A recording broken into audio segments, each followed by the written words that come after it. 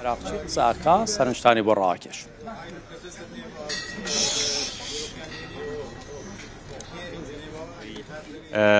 یەکەتی ئەوروپا لێرە لە جنێڤا کۆبووینەوە و نیگەرانی قوڵی ئیرانمان دەربڕی لەبارەی بێ هەڵوێستی یەکەتی ئەوروپا و سەرکەوت نەکردنی دەستدرێژەکانی ئیسرائیل بۆ سەر ئێران و جەختمان لەوە کردەوە کە ئێران بەردەوام دەبێت لە پیادەکردنی مافی سروشتی و ڕەوای خۆی بۆ بەرگریکردن لە خۆی لە دژی ڕژێمی ئیسرائیلی.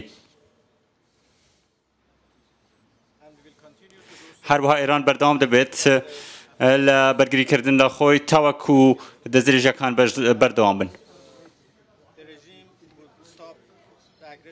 هەروەها پێویستە ڕژێم کۆتایی بە دژمنکاریەکانی خۆی بێنێت بەرنامەکە ئێران ئاشتیانەیە و بەردەوام لە ژێر چاودێری ئاژانسی نێودەوڵەتی وزەی ئەتۆم بووە و لەبەر ئەوەش هەموو هێرشێکی ڕژێمی ئیسرائیلی بۆ سەر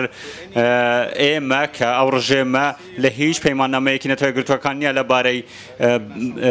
ئەتۆم ئامانە هەمووی پێشەلکاری گەورەی دژی یاسای نێودەوڵەتین و نیگەرانی خۆم دەربڕی لە بەرامبەر ئەوەی کە وڵاتانی ئەوروپا بێ هەڵوێستن لە بەرامبەر ئەم دژمنکاریانە. ئێران دووبارە ئامادەیە بۆ دیپلۆماسی هەر کاتێک کە دژمنکاری وەستا و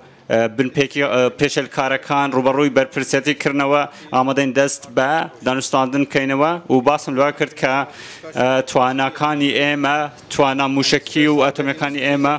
مایەی سازشکردنین و هیوادارین کە مایەکی نزیک دەست بە دانوستان بکەینەوە.